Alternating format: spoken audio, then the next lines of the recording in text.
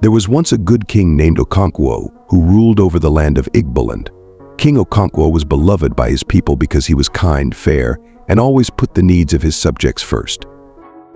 Even though he was very wealthy with a bustling kingdom, Okonkwo lived a humble life in a modest hut and wore simple clothes.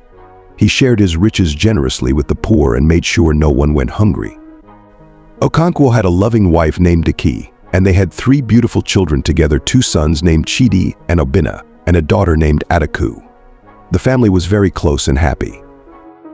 One day, a terrible drought struck Igboland.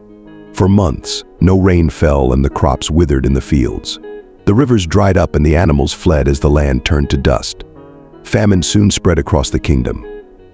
Okonkwo opened up the royal storehouses and distributed all the grain to feed his starving people. But it was not enough. The drought was unrelenting. The people grew desperate and feared the worst. "Our families will surely perish without rain," they cried. Okonkwo refused to give up hope. He called for his shaman advisors. "We must perform the ancient rain ritual and call upon the gods to break this drought," he declared.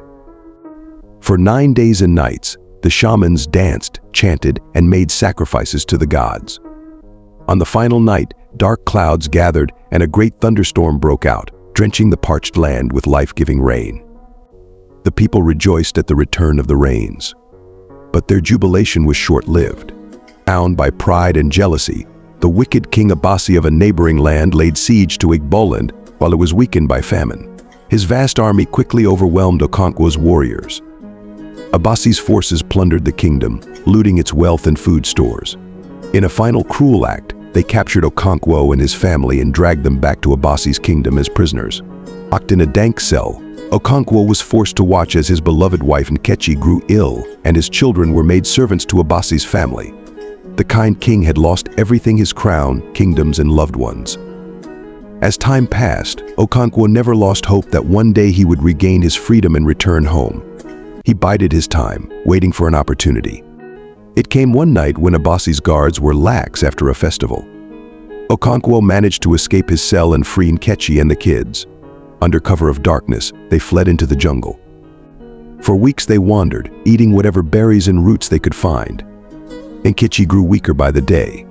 Just as it seemed all hope was lost, they encountered a caravan of traders who took them in. Word spread quickly that Okonkwo the good king had survived. Loyal subjects rallied to his side, providing food, shelter, and forming a rebel army to combat Abasi's forces. After months of fighting, Okonkwo's rebel army attacked and liberated Igboland, driving out Abasi's wicked occupiers. In the final battle, Okonkwo slew Abasi himself with a spear. The people celebrated wildly at Okonkwo's return. He took back his rightful place on the throne, and his first act was to ensure the kingdom's crops and stores were replanted. Prosperity and peace returned to Igboland under Okonkwo's fair rule once more. The good king had triumphed over adversity and regained all he had lost through perseverance, courage, and the love of his subjects.